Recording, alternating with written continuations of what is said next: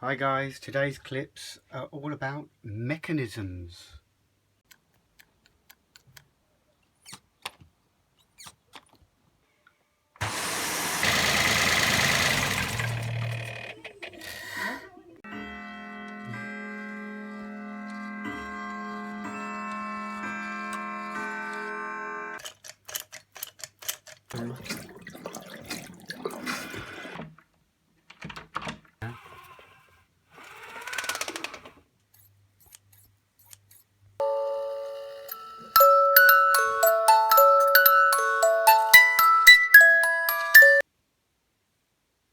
Dad, what are you doing now? Well, we've been discussing quite a lot lately about mechanisms, things that move, usually things that are made of metal, but not always. And we've got your old steam engine out and another one my father gave me. And I thought we'd fire them up and talk to the viewers about some of our interests as well. I'm just going to light this firebox. Should work. There we go, there's the firebox. That's the spirit in there burning. And we're going to heat this up and we'll show the viewers. Can you see that, Jake? We'll show the viewers it all working in a few moments. Come back to Shed Hackers. You see that firebox? Yes. So the fire, or the heat from the fire, is making the water that you put in there boil. And the boiling water will eventually turn into steam, which it is, coming out of the safety valve. So if I spin this now, Jake, there's the crank and the piston inside. A solid piece of metal sliding up and down that hollow cylinder. Watch this, I'll turn the flywheel. Ready? 2, 3. Oh! No! Oh. Nearly. Oh, close. It's going to go. Go on, little man. It wants to spin. Oh, it's going. Go. Nearly. Oh, little chap, go on. Go on. He's trying. Come on. I think we'll come back. It's nearly there. So can we get this one running now? Even better. I think so. The Shedhacks version. Oh yes. Here we go. It goes on its own. This one actually has, I think, the fire pit from that one there. Yeah. And it seems to work a lot better. With the different fire Pretty pits. efficient, Yeah.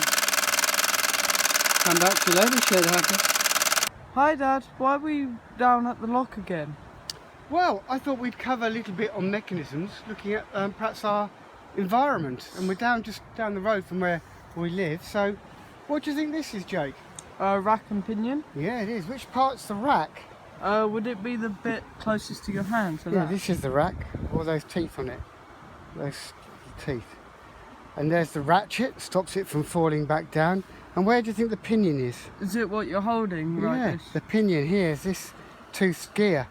Okay, aren't they clever mechanism? 100 years ago they still use this sort of mechanism. And Jake, this is the lock, so we can close the gates and stop the water coming down the canal. Yeah. What do you think this long pole is here? Would it be a lever? Yeah, it is a lever. Shall I pull it? Yeah. Come and watch me then.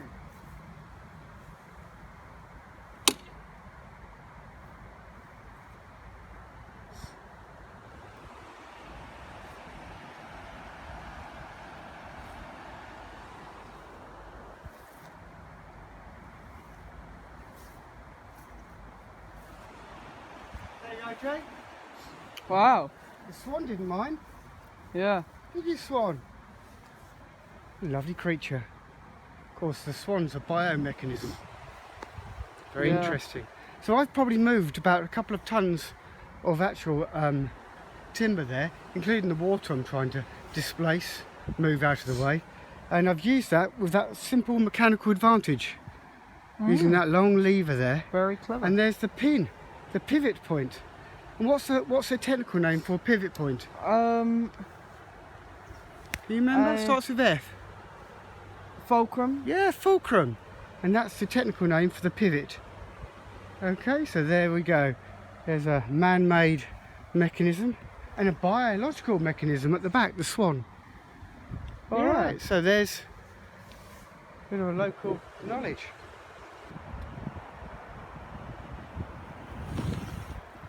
Hey! So, name the mechanism on the back wheel there. So here we got a chain, and that's kind of a mechanism because it consists of a roller, outer plates and a pin that connects it all together, which makes it twist like this. Yeah. And make it really flexible. So the chain connects rotary motion, turning motion, from the front gear to the rear gear. Yeah. And that's a crank, isn't it, that front piece there with the pedal, in or, effect? Technically a lever. A lever, yeah. Very good, Jake. Okay. Hi Dad, what's happening in Shedhacks today? Ah, well, I've got a little gift for you. Yeah, Wow. Look at this. Could be for you and Ellie, couldn't it? Yeah. Driven a long way to get this, Jake. It's very rare, you know, now. Look at this. Whoa! Whoa. A steam-powered car. That's so cool. I know. And I thought we'd get this going today, if we can. Look at that. Oh, don't know where that goes. Oh, it clips onto there. So that is a steam-powered Morgan or something, made by a very well-known company there. Look at that. What a piece of kit that is. Wow. Wow. That's impressive. Get that going in a minute, guys. Come back to you. What is a mechanism, Dad? Good question. What is a mechanism? All mechanisms can change the magnitude and direction of a force. The magnitude is, in a sense, the size of the force, and the direction, obviously, is the way in which it's actually going. Okay, does that help, Jake? Yeah. How can a mechanism help us, you may ask? Well, mechanisms are all designed to improve an output for us, in some way help humans, but not just humans. Mechanisms can help all sorts of people, and we'll talk about those as we go through our clips today. But most mechanisms always change the input force to an output force. Okay, and we can show you an example here. And this is a pulley, and you can see the little pulley belts here and the pulley wheels, and the engine drives it. Okay, from the piston, as you saw earlier, and drives the pulleys, which then in turn drives the rear pulley here. Perhaps you can get that there, can you? They're the rear pulley, which is attached to the axle, which is the spindle that runs right through both of the wheels. Alright, does that help, Jake? Yes. Okay, do you want me to explain anything more here, or should we just go through each one in turn? Yeah, let's just go through each one. Okay, here's the rack and pinion. Okay, we saw that in the lock on the river, didn't we?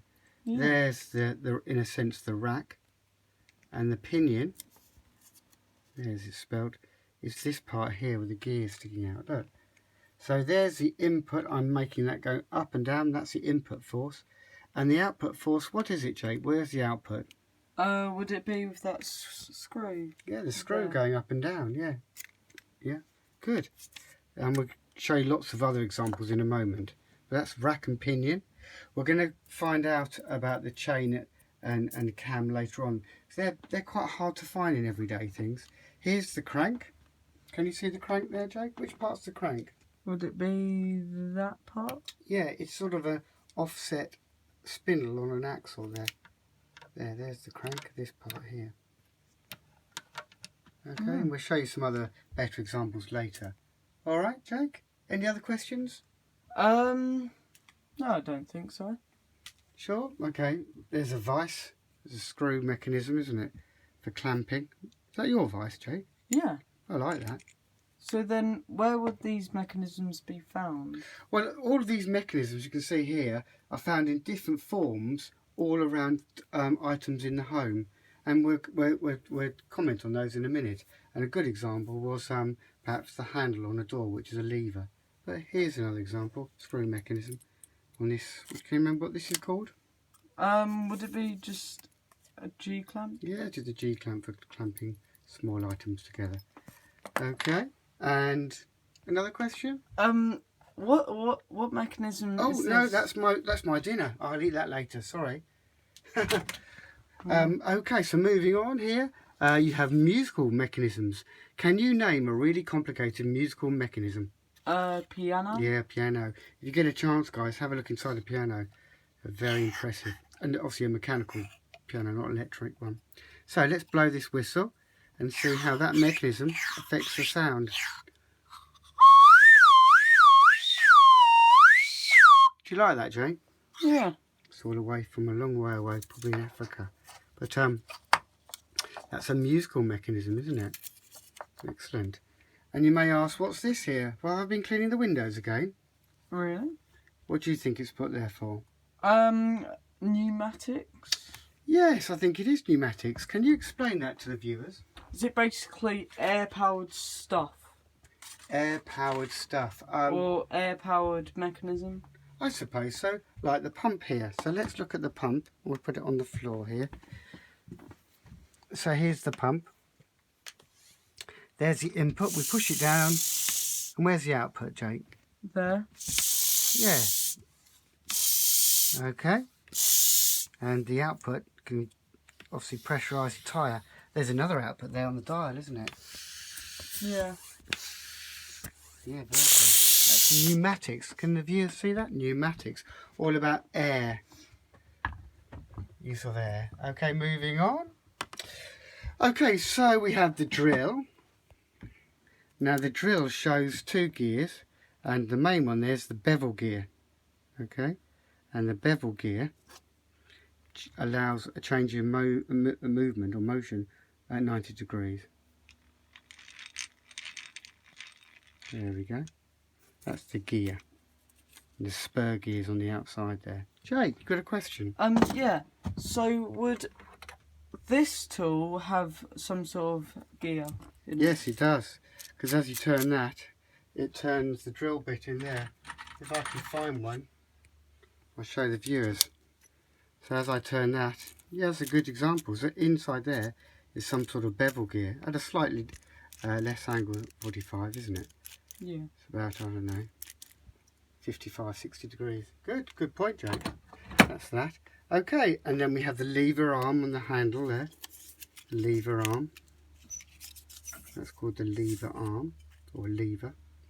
Where did we see a lever at the lock on the river? Would it be the whole lock? Yeah, it was. Okay, and I've got a pivot here on the scissors, haven't I? There. So the pivot is otherwise known as what? Fulcrum? Yes, good, excellent. And here, it says linkage. Why do you think I thought that was a good example? Because it's a kitchen hinge and it can collapse quite small. Yeah, yeah. So where are the linkages? So these are like the pivot points, and would that all be called the linkage? Yes, but the links are all the parts that connect all the pivots together, pivot points. That's a good example of a linkage. There you go, there's the spelling, guys. Linkage. Another example of a pivot point and lever. So there's the lever arm, and the pivot is there. Quite a clever pivot that, you can see it's not like a normal pin. It's a much larger arrangement. But good that. Same there on this. This is, why have I put that there? Well, because it's got like 2 pivot points, like there and there. Yeah, it has. And technically even there and there. Yeah, it has, yeah, and you can lock it. Good. Really clever. And it gives an extra mechanical advantage, which we'll talk about later. Mechanical advantage. One for the viewers. Jake, yes? So would you have loads of pivot points for more mechanical advantage? Yes. The more complex in general, the more mechanical advantage you have. Okay, brilliant. And there's this wheel here. Now you put that there. Why have we got that there, Jake? Because it's a wheel and axle, so you got like the axle here, and then the wheel is the whole thing. Really. Yeah, and this, for some viewers may know, this is the spindle as well, and there'll be some bearings in there. And what do the bearings, the little ball bearings, do? Do they reduce friction and wear? They do. They reduce the friction, so it allows the wheel to spin really easily. Yeah. Wow. Brilliant. Well done. Good questions. Okay. Oh, one more thing. We got this mechanical mechanism here. Yes. And if I flip it over, you can see there's a big gear that turns a small gear, which is there. Don't know if you can see that. And then inside that turns a little motor here, or a dynamo, to generate electricity. So in a dynamo, you say it's electromechanical. What is in that dynamo? I can see something in there. It looks familiar. An electromagnet and then a permanent magnet? It's a coil and a permanent magnet, and when you operate them together, it obviously energises, creates electrical charge, the electrical induction between the coil and the magnet. Good though, isn't it? There's a rack and pinion. I've just realised there's a rack hidden there, and the pinions, the gear there. I like that. Good when you've got no batteries, of course, which of course we may be in that sort of situation one day. Who knows? I hope not. Okay, I think we've covered the basics. Thanks, Shedhackers. So now we're putting the fire pit underneath the boiler to boil the water and make it to steam. That's a light. And we just got to wait until the water boils, and the water's in here, and as you can see there's a small gauge. Don't know if you can see that. And the wheels turn, which is good. It's sort of a mechanism there, guys, isn't it? It's even got slight suspension. Yeah, with those mini springs there. So, steaming up. Well, it's got a small hissing sound, so it sounds like it's going to be near to ready. Oh, Jake seemed to have a flame on the table. What have you done? Bit of a spillage there, Jake. Hey! Yeah! Ah, crashed. Oh. And back, Jake? Oh, it's almost there. Come on. There we go. Got it? Yeah. Come around this side here. Oh. Oh. Seems to have stopped. Oh gosh. Not having a lot of luck with it. Come right near it. Yeah, look at that. Steaming along. Oh, my. Oh, we'll even go on the grass a Oh, a little. bit of smoke up. Oh. Well, more like a steam up.